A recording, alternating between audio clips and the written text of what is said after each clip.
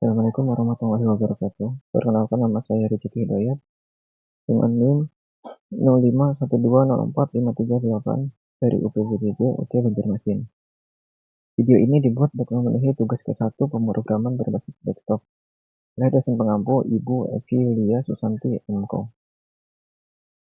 Ini adalah laporan yang sudah saya buat lengkap dengan soalnya.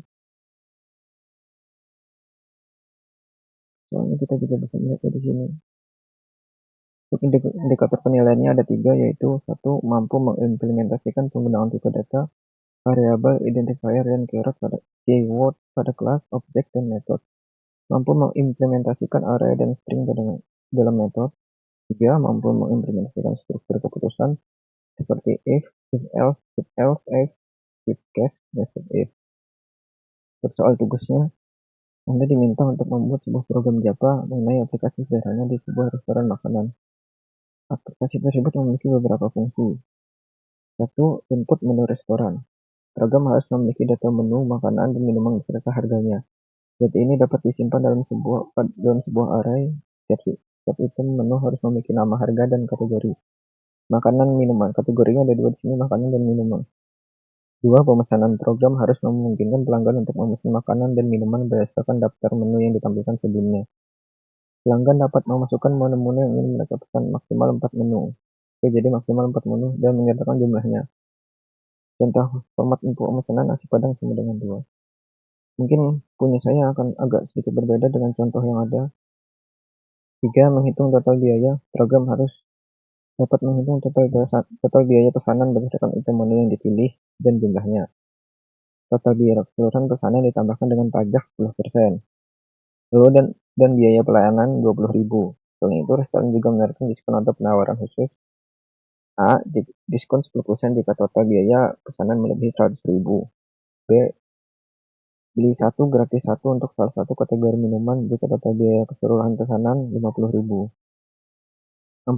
Mencetak struktur pesanan. Oh iya, untuk yang penomor B ini saya tambahkan jika pelanggan memesan minumannya minimal 1. Jadi dia akan mendapatkan gratis 1 pesanan 1. Di luar dari struk. 4. Mencetak struk pesanan. Program harus dapat mencetak struk pesanan yang mencantumkan item-item menu yang dipesan, jumlahnya, harga per item, total harga per item, total biaya pemesanan, informasi pajak dan biaya pajak, dan biaya pelayanan. Jika ada diskon dan harga setelah diskon atau penawaran, tampilkan informasinya ke dalam struk pembayaran. Petunjuk pengertian dan poin untuk video penjelasan tulis ke-1. Buatlah sebuah kelas menu untuk memberikan menu makanan dan minuman dengan atributnya. Silahkan mahasiswa menentukan sendiri input makanan dan minumannya. Minimal terdapat 4 menu dari masing-masing kategori menu.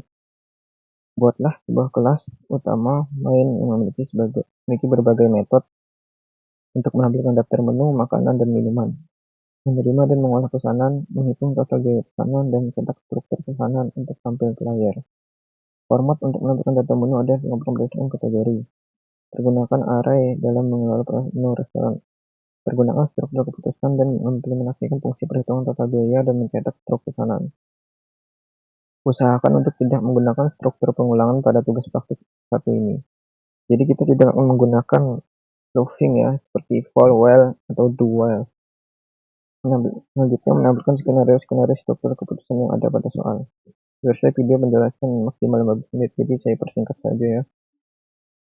Untuk codingnya sudah saya sebut untuk mempersingkat waktu. Ini untuk menu Java-nya ya, untuk kategori nama, harga, dan ini untuk menyimpan data yang tadi ya. Menuliskan penampakan dengan atributnya. Ini untuk mempermudah saja nantinya. Nah, jadi di sini kan kita langsung masukkan saja nasi padang. Seperti ini adalah semacam tabelnya gitu ya. Jadi dia masuk langsung ke nama, harga, dan kategorinya. Nah, ini dia nama, harga, dan kategorinya. Kategorinya ada 2, ini makanan dan minuman. Di sini saya mengimport Java Auto Scanner ya, untuk menggunakan fungsi scanner yang menerima input dari user nantinya. Jadi kita bisa mengambil input. Ini kita gunakan objeknya Di sini ada array ya, array objek untuk menu. Ini nama-nama menu yang saya gunakan. Lalu ini ada array lagi ya untuk pesanan, jumlah harga, dan kategorinya. Ini 4 ya, karena maksimal pesanan adalah 4. Lalu ini masuk ke dalam main methodnya ya. Tampil awalnya untuk tampilan awalnya nantinya yang ini ya. Lalu ini untuk masuk pesanannya. Jadi di sini ditulis negasi isi pesanannya. Jadi jika di luar dari daftar pesanan nantinya dia akan langsung mencetak truk. Ini cetak truk ya.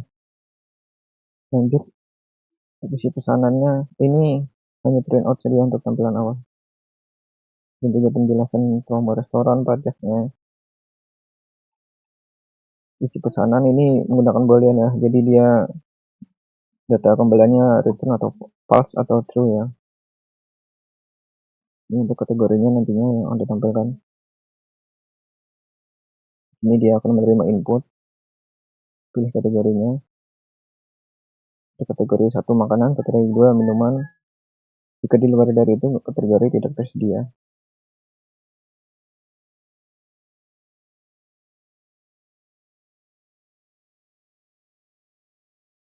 Lalu ini ada pilih menu makanan ya.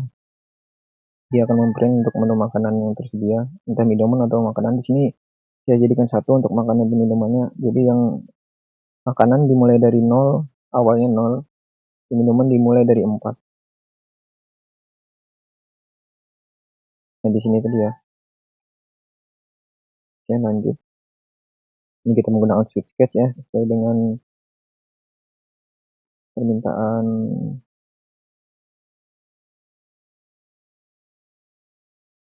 indikator penilaian ya. Ada tipe data variabel. Tipe data tadi ini ada ya integer dan string ya. Variabel. Nah ini juga data, tipe datanya, variabelnya, identifiernya. Untuk pengenalannya ini saya tambahkan pesanan, jumlah, harga, kategori, dan keywordnya macam public static, keyword, void, keyword dari Java-nya ya, static, boolean. Kalau objeknya ya, ini objek ya, ini objek, ini array objek. Lanjut. Dan metodnya ini metode, ini metode simpan, ini metode pilih menu. Ini kategori penilaian sudah terpenuhi ya untuk nomor 1. Nomor 2 mengimplementasikan array. Oke, sudah juga tadi array dan stringnya. Lalu untuk struktur keputusan tadi juga ada ya, struktur keputusan ini untuk nested if ya, ada if dalam if. Untuk yang if, struktur keputusan if, else ini ada di bawah sini ya. Ini else if, dan switch case ada di sini ya, di atasnya. Nah ini dia switch case ya. Jadi itu saja untuk mengurangi durasi atau kita langsung saja. Itu sudah 8 menit ya. Mungkin langsung saja kita praktekkan. Ini sisanya untuk print saja ya. Ini tidak menggunakan loop berdasarkan instruksi soal sebelumnya ya. Tidak menggunakan struktur pengulangan. Nah ini tidak menggunakan struktur pengulangan. Ada tugas satu praktek ini. Ini kita coba running.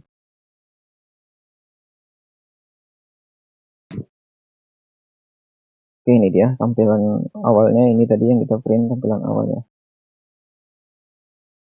Nah, aplikasi kata restoran ini tampilan awalnya. Ini terdapat penjelasannya. Kita cek tadi.